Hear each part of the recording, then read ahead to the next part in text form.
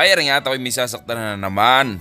Ang sasaktan ko ho ngayon ay wala pa. Kaya ngayon, bago ako mag-set up ng lamesa, ay i-shout out ho muna natin ang ating mga tropa. Unahin na ho natin na rin si Dandos Kalmadaw. Isunod na ho natin na rin si Antonay. Ari din ho si Kobe Aribal. Abay isunod ho natin na rin si Dueñas de la Rapat. Abay pati din ho si BJ Bersabay.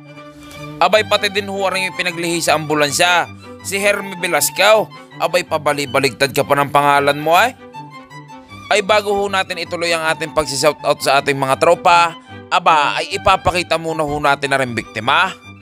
Ayaw, ay tangina gilew. Bali ho rin aking sasaktan ngayon ay hindi ho aray. Aray ho ay kaibigan ka. Ay parintebaw, alis muna diyan at mahaba-haba na exposure mo, hayop ka. Bali rin sasaktan ko ho ngayon ay amin lang kahanggan din ni Salian. Pero arehong si Ate Janet ay galing ho na New Zealand. Ang Ate Janet ho ay meron hong isinend sa akin. Yun hong paru-paraw na mahiya mo yung nalutang. Ay sabi ka, Ate Janet, ayan na may nakatatuna ay ayaw ko yung kopyahin at baka sabihin tayo ng gagaya. Ay mahirap ho ayaw, gawa nga ho, hindi na ho yung mabubura. Ay kako nga sa Ate Janet, tay ka at ipaggagawa ko ho kayaw. Ang gusto ko ho ay para sa inyo lang ang design ninyo. Ay mahirap naman ho sadyang may kagaya, lalong-lalo na ho sa tataw. Gawa nga ho, hindi na ho yan mabubura. Ay malay ninyo, makasalubong ninyo yung tattoo na merong kagaya ng tattoo ninyo. Ay tangin nagilew, sadya naman magkakahiyaan kayaw. Ay sa madaling sabay, kami hong dalawa ng Ate Janet ay nagkaigay. Ay di iprinin ko na ho din sa aking Oser stencil printer. Arehong printer na aray ay available ho sa Osus Tattoo Supply. Ay di ari na nga at wiwisikan na ho natin ng alcohol. Ay hindi naman ako naniniwala, Ate Janet, na kahit galing ka ng New Zealand ay ikaw ay hindi nagkakalibag. Sadyang kailangan natin niyang kaluskusan. Gawa nga ho, ayan ho ang nagiging sanhay ng pagpurol ng ating karayaw. Ay maraming salamat ho Osus Tattoo Supply din sa Black Magic Stencil Solution na aray. Sadya naman hong napakabagsik kumapay. Mahiya mo'y talaba. Patay na ay nakakapit pa. Ay teka at ipapakita ko sa inyo ang ebidensya. Ayaw, ay tangina Miles. Abay latagin na agad niyang papatungan ng braso ng biktima para tayo nakakapag-umpisa na. Inip na sa iyo mga manonood na hayop ka eh. Ay maraming salamat ho Ryan Kin Tattoo Supply din ho sa Napoleon Cartridge Needle na aray. Arehaw ay available ho din sa Osus Tattoo Supply. Ay ipakita na ho ang setup ng lamesa, tapos ipakita na ho ang napakabisa na biktima, tapos ipinakita na ho ang bida. Ayaw, ganap na naman ang hayop na ito. Sadya namang hindi mapalingon sa camera eh. Ay di ari na nga at papaguhitan na ho ng isang makatikatay. Unang guhit, punait. Sa padalawang guhit, lasa ko'y take mampawait. Ay di ari na nga, paghuga na rin ang inuuna ko sadya ay yung parteng ibaba. Para ho ang stencil ay hindi ho nabubura. Pero ho sa buhay, ang inuuna ko sadya ay ang aking pamilya. Gawa nga ho, sila ho ang pinakamahalaga. Abay meron naman sadya ako naaalala din sa itinatato kong aray. Abay kulang laan ng 2 litra at sadyang yung hayop na yun ang mapapalagay ay. Ay speaking how, di ba nga ho sabi ko kanina, ayoko hong gayahin yung tattoo na nakatato na, yung isinendo sa akin ng Ate Janet. Ay nito nga how, meron hong nag-aakusa sa akin na ako raw ay nanggagaya sa kanila. Ay may sa kaulaga ang taglay ho ang hayop na yawn. Dapat nga ay ako pa nagtatampaw, gawa nga ako'y blinak. Ay tingnan mo, ako pala'y kilala mo, tapos ako pala'y blinak mo. Ay tangina Miles, ay hindi naman sadya kita kilala. Ay uulitin ko laang, kaya laang kita nakilala, gawa nga ho, i-mention nga ho ang pangalan ka doon sa video mo. Doon lang ako nagka-interest na i-search ka, kaya ako nalaman na marami kang followers na hayop ka. Ay sa tunay, ikaw ay nahihiya lang na direktahin, nahihiya ka pa na hambog ka. Ayaw mo pang sabihin na ang feeling mo sikat na sikat ka. Gasasabihin alam ko raw na marami siyang followers, tsaka alam ko raw na sa taga Batangas. Ay kung hindi ka ba naman ulagat ka lahat ay di ba nga ang linaw, Tagalog na ang sabi ko. Kaya kita isinerch, gawa nga i-mention ang pangalan ko doon sa video mo. Tsaka garnay, ay di ba nga ang feeling mo ikaw isikat na sikat. Abay hindi ka pa natuwa na ikaw ay ginagaya na may nag-iidolo sa iyaw? Sabi mo nga ikaw ay nagiging inspirasyon sa iba? Aba, ay ako'y takanta ka sa iyaw. Nagkataon laang na parehas tayo ng tawag sa ating anak at asawa, ikaw ay nag-iiyak na, ay kainamang ka. Ay garnila ngayon, hindi naman porkit ikaw ang nauna ay ginaya ka na agad. Tsaka garnay, wala naman akong sinabi kung sinong nauna ay, kung sino nang gaya o kung sino man. Alam mo ba kung sino nagpapasama na yan? Yung mga followers mo kung ano-ano isinusumbong sa iyaw. Ay sabi mo pa nga may nag-message sa iyaw at may nanggagaya ka mo sa iyaw. Ay kung ikaw ba naman ay sadyang may bait, ay di ba nga dapat ikaw ay natutuwa pa at ikaw ay nagiging inspirasyon sa iba?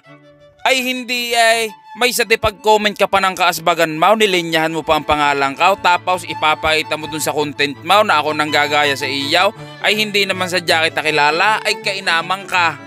Gumawa ka pa ng reaction video para ipakita sa mga followers mo kung gaano ka kagaling magpanggap. Ayaw mukha mong palakihin ng isyaw, tsaka nire-respeto mukha mo ako, pero kung ano-anong paninira ang ginagawa mo, ay kainamang ka. Nangunguha ka ng simpatya dyan sa mga followers mo. Tapos yung mga nagtatanong sa iyaw ng kabilang side, hindi mo sinasagot, iblinablock mo. Ay kasimple lang naman ang tanong ko sa iyo ay, yun lang naman ang kailangan mong sagutin. Paano mo nga nasabi, tsaka paano mo ikinoment na gayaon, na iblinak ko na ika itaw dahil sa panggagaya? Paano mo ako iblinak? Ay garni pala, hindi mo pala ako kilala, tapos sabi mo hindi mo alam ang mga content ko. Ay paano mo nasabing ako'y nanggagaya sa iyaw? Ay di ibig sabihin, ikaw ang nanonood sa akin. Tsaka nga diba sabi mo, ikaw ay alagad ng Panginoon. Sabi mo pa nga ay stop the hate, spread love. Ay tangina Miles, ay bakit gayon ang comment mo? Stop the hate ay galing sa bibig mo? Naiintindihan mo ba ang mga pinagsasasabi mo? Ay bakit gayon ang comment mo? Blinak ko na ika itaw dahil sa panggagaya. Tapos sasabihin mo hindi ka mahilig pumatol dahil ka mo ang baboy pag nakipag-wrestling sa kapwa baboy ay baboy na rin. Ay diba ay ang ginagawa mo reaction video ayan ay isang halimbawa ng pagpatol? Ay pwede mo naman ako i-message. Ay garnay baka sasabihin mo bakit ikaw may sa di paggawa ka pa ika ng video? Ay gusto mo pang sagutin ka? Ay diba nga galing na rin sa bibig mo na ako'y iblinak mo? Ay papaano kita may message? Ay di ako'y gumawa na lang ng paraan para makarating sa iyaw mga katanungan ka. Ay di ngayaw nakarating na sa iyaw. Ay gusto ko lang naman sadyang masagot ang katanungan ko ay. Ay di ba nga sabi ninyo gamitin ang follower sa maganda. Ay di ngayaw nagamit ko haw. Gawa nga haw, hindi ko alam kung saan kayo kukontakin. At saka nga gusto ko nga masagot ang mga katanungan ka. Ay hanggang ngayon haw hindi nyo pa rin nasasagot. Ay napakasimple naman ng tanong ka. Nakagawa na nga kayo ng reaction video tapos hindi nyo pa rin sinasagot ang katanungan ka. Hindi na rin para pangalanan kita, ika nga ni Idol. Gawa nga haw, pag sinabi ang pangalan ka, malalaman nila ang punot dulaw na ang idol nila ay magaling lang magpanggap. Ay sasabihin pa ni Idol na kung kaya ko raw lukuhin ang sarili ka, ay kaya ko raw lukuhin ang mga followers ka. Ay bakit dinidelete mo yung mga comment sa iyaw, yung mga nagtatanong lang kung anong pinagsimulan, kung anong punot dulaw, bakit dinidelete mo ayaw? Paano nga sisingaw ang itinatago mo? Tapos ang mga itinitirang comment ay yung para sa akin, yung mga sinasabi ng mga followers niya na kung ano-ano, na ako raw ay palamura, wala raw matututunan sa akin, ayun lang ang natitira sa kanya. Para sa'y magmukhang mabuti at ako magmukhang masama. Ay kako nga, pasensya na sa lahat ng mga nakikinig at nanonood ho ngayon. Sadya lang ayaw kong kimkimin na rin nasa sa loob ko. Last na ho aray, hindi na ho ako makikipagtalaw, ako ho ay payag na siya ang magaling, siya ang matalinaw. Gaya ho ng sabi ko, payag na hong palamura ang bibig ko. Pero hindi ho ako magpapanggap, ipapakita ko sadya kung sino ho ako. Hayaan na natin na pangit raw ang mga content ko. Payag naman ako maganda ang content niya, pero content lang niya talaga. Ay doon ho sa ugali, ay wala ho akong karapatang sumintensya, gawa nga ho, hindi ko ho talaga siya kilala. Ay sadyang aaminin ko ho sa inyo, sadyang ako ho'y nasaktan sa mga narinig ko. Kaya ho, sinasabi ko sa inyo, ako ho ay nagtatampaw. Ay sabi ko nga, humingi lang sa akin ng pasensya. Ay wala naman akong karapatang hindi magpatawad ay. Ay kung siya ba ay nagagalit, ay ano bang magagawa ka? Basta ka, sinabi ko lang sadya kung ano nasa sa loob ka. Ay alang nga namang kimkiming ko itaw. Pero sa tunay, tayo ho pala'y nagkakahaba na naman ng istorya. Hindi ko ho namamalayan, arehong itinatatukaw ay tapos na ho pala. Ay siya, pakitahin agad ang resulta.